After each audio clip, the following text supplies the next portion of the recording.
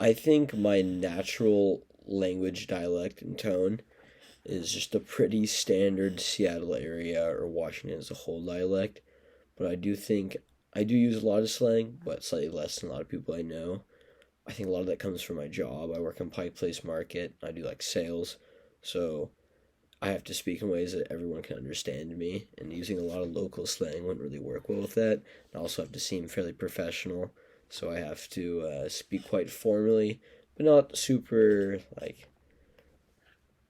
formal like a professor, because I still have to come up as like friendly and all that. But I can't go too heavy on the slang in ways that customers won't understand me, because a lot of people have only learned English through textbook that are coming through here because they're from like Europe or really anywhere in the world, and that English isn't their first language, and they've only learned it through things that don't teach you slang. Because you only know Washington slang or any of that slang if you've grown up here and you've been immersed in it. And I think the biggest things that influenced my language were definitely my parents, because growing up they would kind of honestly dog on slang if I used it, which I didn't really agree with. That's something I didn't like when I was a kid. So as soon as like they stopped doing it, I started using more slang intentionally, which was pretty dumb for a bit. And I kind of developed my own healthy balance there. But definitely my parents, my dad spent a lot of time on the East Coast, so I'd pick up some weird things sometimes there. Most of those have been dropped by now, just from being socialized around a lot of people. You kind of normalize your language to your surroundings, I think is a good way to put it.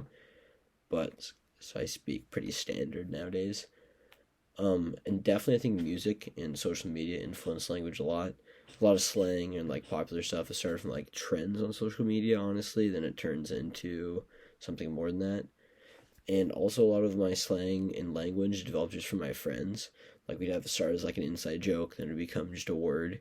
A lot of that would happen. So if someone were to listen in some of our conversations, it would just sound very interesting from an outside perspective, and very just unable to pick anything up. I remember we talked like sometimes in school and teachers would just be a little bit lost, which was usually a good thing.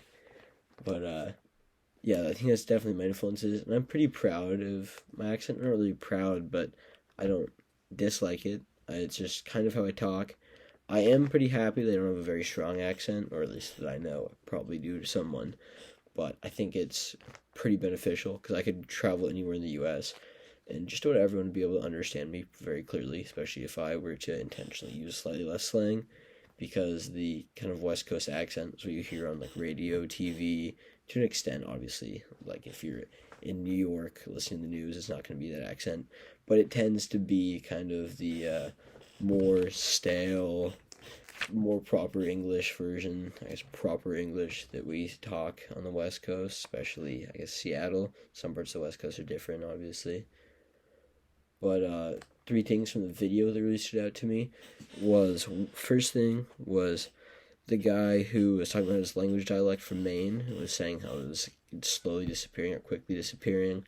I felt really bad for him just because I enjoy talking to people that speak my same language dialect or just from my area. You know, it's like a kind of sense like bond or community whenever you meet someone, like if you're on vacation.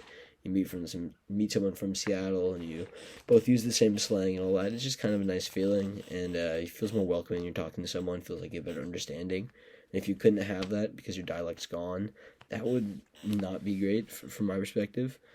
Uh, the guy who was against all slang, like was saying how horrible it was and how it was like destroying the English language, that was to me quite ridiculous. The English language was really created by just people making up words, kind of, you know?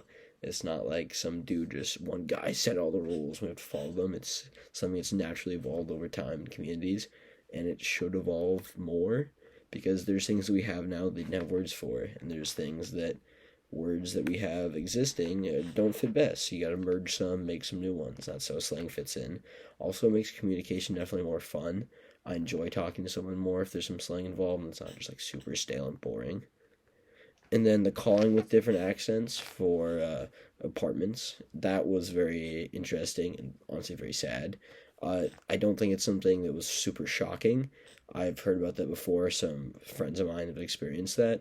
And I also remember the news, like when Trump was running, there was a huge thing where his like family apartments they used to rent out, they got caught like very badly being like blatantly racist to people, like anyone that would call who sounded like they weren't a upper class white guy would just not get an apartment, even if they all had the same exact credentials. So I did know it was a very real thing, but for it to be just that blatant, and like, and he's obviously going to different cities, because the guy was from like University of LA or something, and he was in Detroit testing it. So I think it's, and you're saying it's a pattern he sees everywhere, so it's not localized, which shows it's a very big systemic issue. So that was definitely a big thing that stood out for me as well.